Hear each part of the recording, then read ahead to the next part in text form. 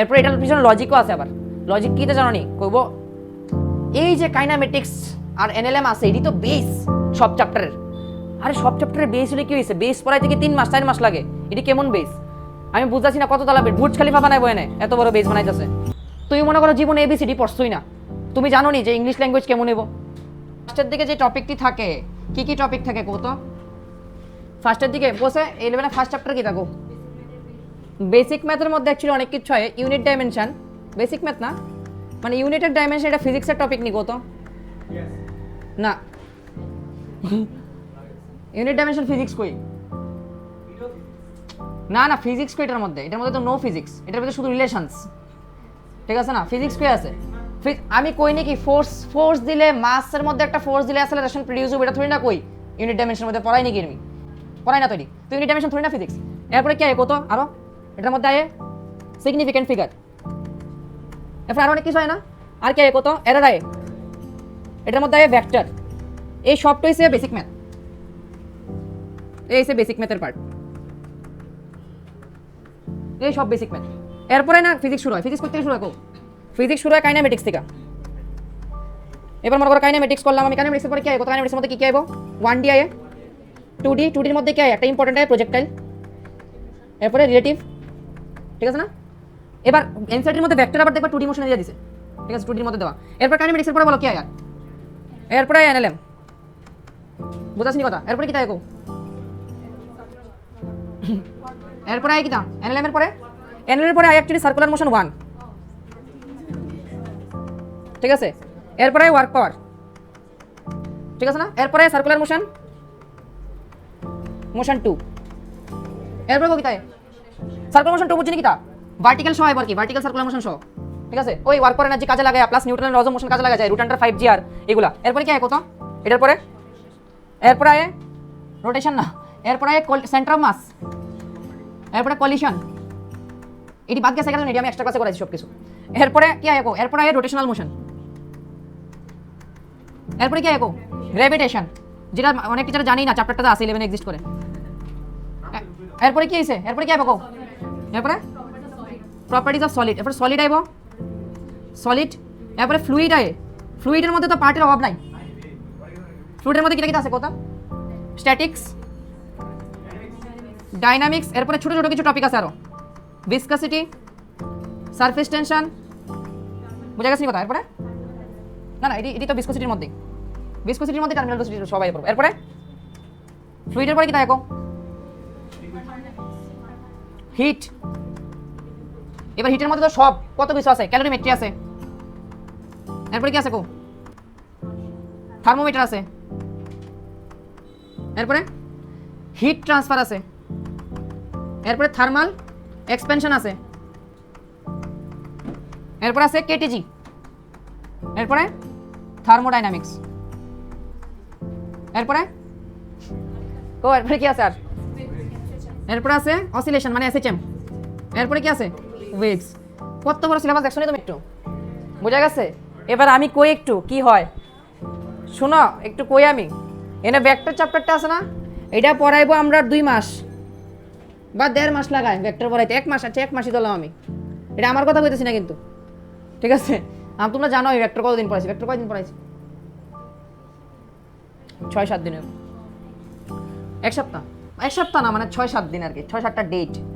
এবার ব্যাপার হচ্ছে এখানে কাইনেমেটিক্স, আমি কইতাম না একটু একটা জিনিস, এটা ইন্টারেস্টিং ফ্যাক্ট সব থেকে, এই যে কাইনেমেটিক্স আর এনএলএম এডিরে মনে করে মানে সবাই মনে করে এডি মনে হয় ফিজিক্স, পুরো 11 ফিজিক্স এডি, ঠিক আছে। আমার কাছে এটা ফিল হয় আর কি, সবাই মনে করে পুরো 11 সিলেবাস কাইনেমেটিক্স আর এনএলএম। এবার কাইনেমেটিক্স আর এনএলএম টাইম লাগাবো কতক্ষণ কত, এটার মধ্যে লাগাবো 3 থেকে 4.5 মাস, 3 থেকে 4 মাস লাগাবো, ঠিক আছে।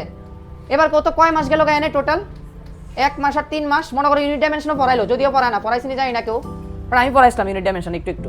তো এটাতে মনে করো আরো হাফ মান্থ লাগা দিল, তাহলে কয় মাস গেল এনে 4 + 1 + হাফ কত 5 প্লাস, তো এখানে এই সবটি মিলে মনে করো 5 মান্থসই গেল, ঠিক আছে। তোমার কাছে কিন্তু বাকি আছে এপ্রিল টু এপ্রিল, ঠিক আছে, April to March actually. So April to মার্চে কত মাস হয় 12 মান্থ, 12 মান্থের মধ্যে 5 মান্থ এখানে নাই। এবার তুমি বুঝতে পারতেছো কতটা সিলেবাস কমপ্লিট হয়েছে, কত সিলেবাস কমপ্লিট হয়েছে 25 থেকে 30% মাত্র, 25 থেকে 30% সিলেবাস কমপ্লিট হয়েছে। আর টাইম গেছে তোমার কত পার্সেন্ট, দেখো ক্যালকুলেট করো না তোমরা, 5/12 ইন্টু 100% কত হয়? অলমোস্ট 50%-এর কাছাকাছি যাবো কেনা? আমি 40%ই ধরলাম, 45 মনে হয়, 43%। আচ্ছা 43%, তুমি বুঝতে পারছো রেশিও দাও একটু। সিলেবাস কমপ্লিট হয়েছে 25 থেকে 30 আরও কম হইব অ্যাকচুয়ালি। এর দ্বারা আমাদের কিতে হয়েছে 2টা চ্যাপ্টারই তো গেছে, ঠিক আছে না? তো এই 25 থেকে 30 আরও কম হইব। সিলেবাস কত কমপ্লিট হয়েছে মনে করো? 20% কমপ্লিট হয়েছে। তো টাইম গেছে ডাবল, সিলেবাস কত কমপ্লিট হয়েছে? 20%।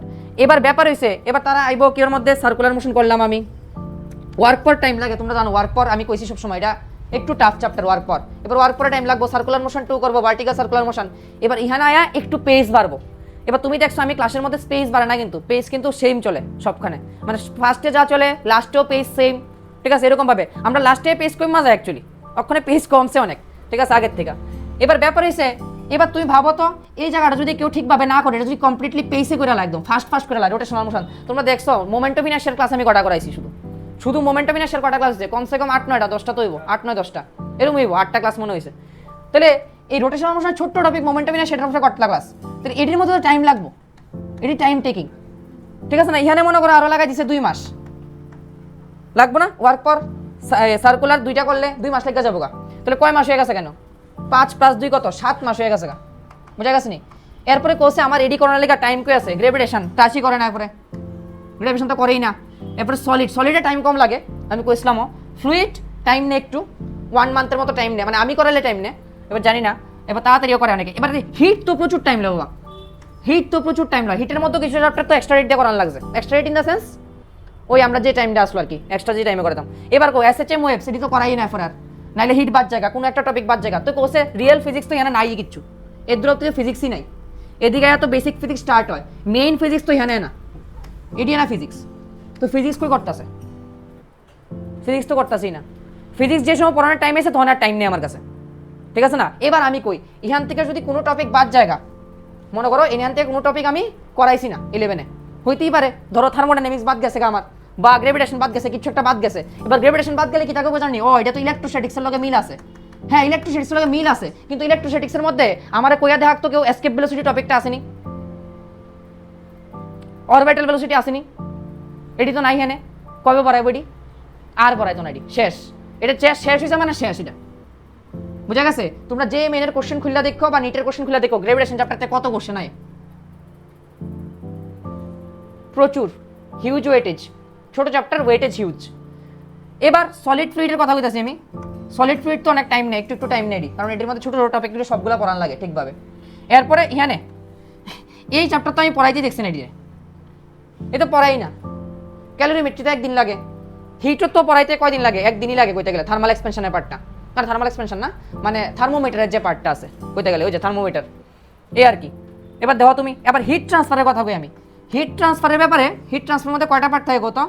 একটা হচ্ছে কি মানে নর্মাল কন্ডাকশনের পার্ট থাকে একটা, যেটা totally related to current electricity, একদম সেম এটা, মানে গ্রেভিটেশনাল ইলেকট্রোস্ট্যাটিক্সের মধ্যে যতটা মিল আছে এর থেকে বেশি মিল আছে কারেন্টের সাথে হিট ট্রান্সফারের, বুঝা গেছে কথা? আর একটা পার্ট থাকে শুধু রেডিয়েশনের,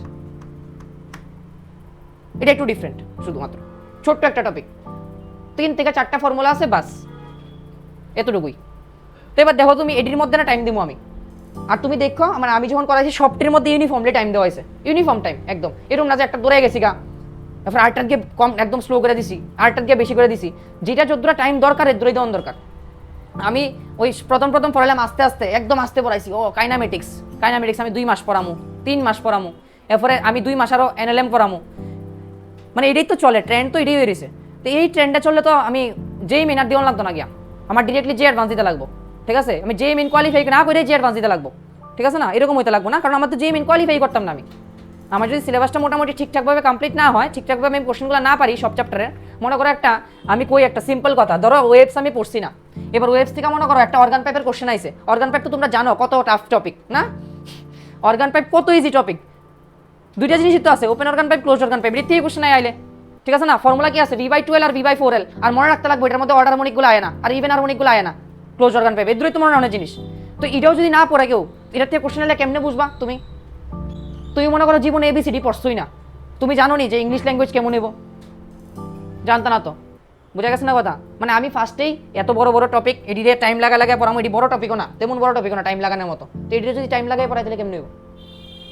এত টাইম লাগালে কেমন নেবো? যেটার যদ্রা দরকার এদ্রই তো টাইম দেবো আমি। কাইনামেটিক্স অলরেডি পড়ায় স্টুডেন্ট 9-10-এ, মানে 9-এ তো পড়ায় কাইনামেটিক্স, বেসিক জিনিস পড়ায় না। এবার এটি যদি আমি সারাদিন ধরে পড়াইতে থাকি, এটা লোকে প্লাস করে দেখো, ডিস্টেন্স বের করো, ডিসপ্লেসমেন্ট বের করো, এসব করলে হবো নাকি? এই হচ্ছে কথা। এরপর এটার পিছনে লজিকও আছে আবার। লজিক কীতে জানো নি? কইব এই যে কাইনামেটিক্স আর এনএলএম আছে, এটি তো বেস সব চ্যাপ্টারের। আরে সব চ্যাপ্টারের বেস হলে কি হয়েছে? বেস পড়াই থেকে 3 মাস 4 মাস লাগে, এটি কেমন বেস? আমি বুঝতেছি না কত তালা বুর্জ খালিফা বানাইবো এনে, এত বড় বেস বানাইতেছে।